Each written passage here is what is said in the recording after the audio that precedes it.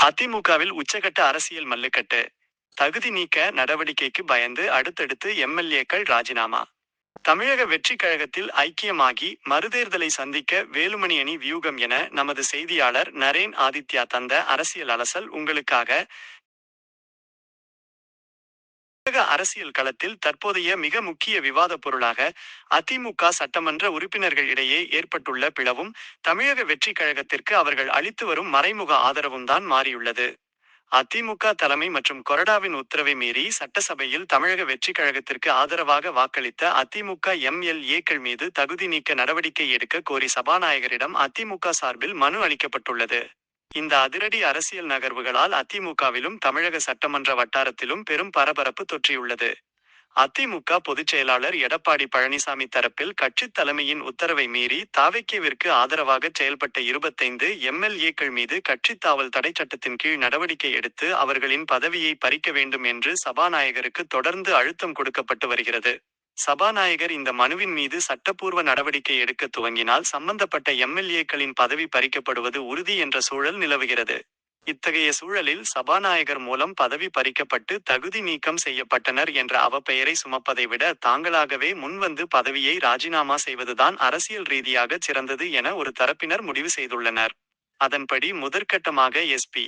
வேலுமணி அணியை சேர்ந்த 4 அதிமுக எம்எல்ஏக்கள் தங்களது சட்டமன்ற உறுப்பினர் பதவியை அதிரடியாக ராஜினாமா செய்துள்ளனர். ராஜினாமா கடிதத்தை சமர்ப்பித்த கையோடு அவர்கள் விஜய் தலைமையிலான தமிழக வெற்றிக் கழகத்தில் தங்களை முறைப்படி இணைத்துக் கொண்டுள்ளனர். இதற்கிடையில் அதிருப்தி அணியில் இருந்த 5 எம்எல்ஏக்கள் தங்களின் தவறை உணர்ந்து அல்லது பதவி பறிப்பு பயம் காரணமாக மீண்டும் எடப்பாடி பழனிசாமியின் தலைமையையே ஏற்பதாக கூறி இபிஎஸ் அணியில் தஞ்சமடைந்துள்ளனர். இருப்பினும் சபாநாயகரிடம் ஏற்கனவே கொடுக்கப்பட்ட புகார் மனுவில் இவர்களின் பெயர்களும் உள்ளதால் சபாநாயகர் நடவடிக்கை எடுத்தால் எடப்பாடி அணிக்கு திரும்பிய இந்த 5 பேரின் பதவிகளும் பறிக்கப்படும் அபாயம் இன்னும் நீங்கவில்லை என்றே சட்ட வல்லுநர்கள் கூறுகின்றனர். ராஜினாமா செய்த 4 பேரை தவிர மீதமுள்ள 21 பேர் மீது தகுதி நீக்க கத்தி தொங்கிக் கொண்டிருக்கிறது. தற்போது எஸ்.பி. வேலுமணி அணியில் எஞ்சியிருக்கும் 16 சட்டமன்ற உறுப்பினர்களுக்கு முன்னால் 2 வழிகள்தான் உள்ளன. 1. தங்களது எம்எல்ஏ பதவியை தாங்களாகவே ராஜினாமா செய்துவிட்டு தாவேக்காவில் இணைந்து தேர்தலை சந்திப்பது. அல்லது ராஜினாமா செய்யாமல் இருந்து சபாநாயகர் மூலம் கட்சித்தாவல் தடை சட்டத்தின் கீழ் பதவி நீக்கம் செய்யப்படுவது. ஆக 2 வகையிலும் அவர்களின் பதவி நீடிக்கப் போவதில்லை என்பது உறுதியாகிவிட்டது.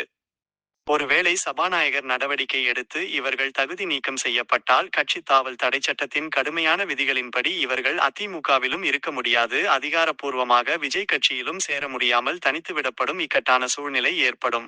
எனவே இந்த தகுதி நீக்கம் என்ற கரையை தவிர்க்க வேலுமணி தரப்பில் உள்ள மீதமுள்ள எம்எல்ஏக்களும் தங்களது பதவியை ராஜினாமா செய்யும் முடிவையே எடுக்க அதிக வாய்ப்புள்ளதாக கூறப்படுகிறது. அவ்வாறு ராஜினாமா செய்துவிட்டு தவைக்க சார்பில் மறுதேர்தலை அதாவது இடைத்தேர்தலை சந்திப்பதே தங்களின் அரசியல் எதிர்காலத்திற்கு பாதுகாப்பானது என அவர்கள் ஆலோசித்து வருகின்றனர். அதிமுகவின் இந்த உள்கட்சி பூசலும் தவைக்காவின் அரசியல் நகர்வுகளும் தமிழகத்தை அடுத்த கட்ட தேர்தல் களம் நோக்கி நகர்த்திச் சென்று கொண்டிருக்கிறது.